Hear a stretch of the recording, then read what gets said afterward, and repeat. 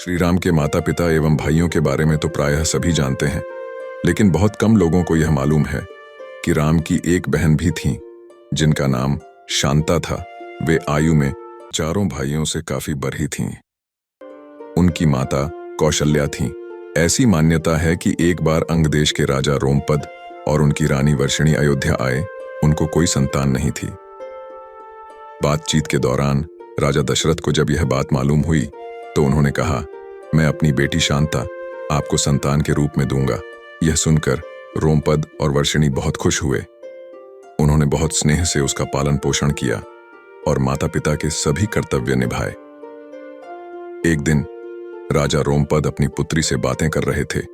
उसी समय द्वार पर एक ब्राह्मण आए और उन्होंने राजा से प्रार्थना की कि वर्षा के दिनों में वे खेतों की जुताई में राज्य दरबार की ओर से मदद प्रदान करें। राजा को यह सुनाई नहीं दिया और वे पुत्री के साथ बातचीत करते रहे थे। द्वार पर आए नागरिक की याचना न सुनने से ब्राह्मण को दुख हुआ और वे राजा रोमपद का राज्य छोड़कर चले गए। वह ब्राह्मण इंद्र के भक्त थे। अपने भक्त की ऐसी अनदेखी पर इंद्रदेव राजा रोमपद पर क्रोधित हुए और उन्होंने उनके राज्य में पर्याप्त वर्षा नहीं की। इससे खेतों में खड्डे दी फसलें मुरझाने लगी। इस संकट की घड़ी में राजा रोमपद ऋष्यशृंग ऋषि के पास गए और उनसे उपाय पूछा। आर्षि ने बताया कि वे इंद्रदेव को प्रसन्न करने के लिए यज्ञ करें।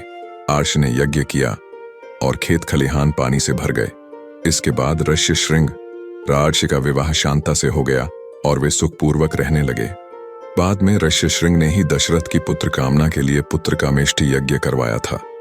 जिस स्थान पर उन्होंने यह यज्ञ करवाया था वह अयोध्या से लगभग 29 किमी पूर्व में था और वहां आज भी उनका आश्रम है और उनकी तथा उनकी पत्नी की समाधियां हैं।